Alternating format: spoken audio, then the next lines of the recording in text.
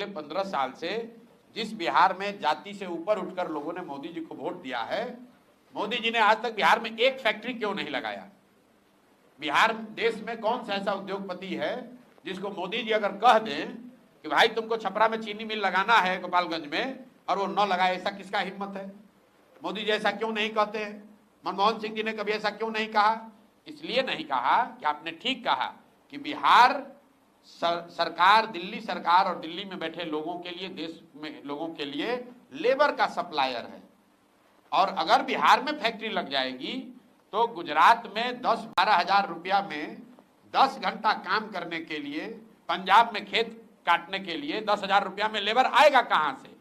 इसीलिए यहां पर सरकार, दिल्ली में कोई भी रहे, वो बिहार में फैक्ट्री नहीं लगाते हैं, क्योंकि अगर यहां से मजदूरों का सप्लाई रुक गया तो कितने देश के हिस्सों में फैक्ट्रियों का जो लेबर कॉस्ट है वो बढ़ जाएगा। फैक्ट्री बंद नहीं होगी।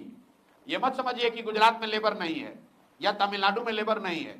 अरे भाई, तमिलनाडु में भी तो लेबर है, लेकिन तमिलनाडु की फैक्ट्रियों में, कोयम्बटूर में जो तमिल लेबर है वो 25 हजार रुपया लेता है, और बिहार का गरीब बच्चा जाता है वो 12 हजार 14 हजार में काम करता है। इसीलिए तो आप देख रहे हैं कि तिरुपुर में, कोयम्बटूर में, सूरत में लाखों बच्चे बिहार के काम कर रहे हैं।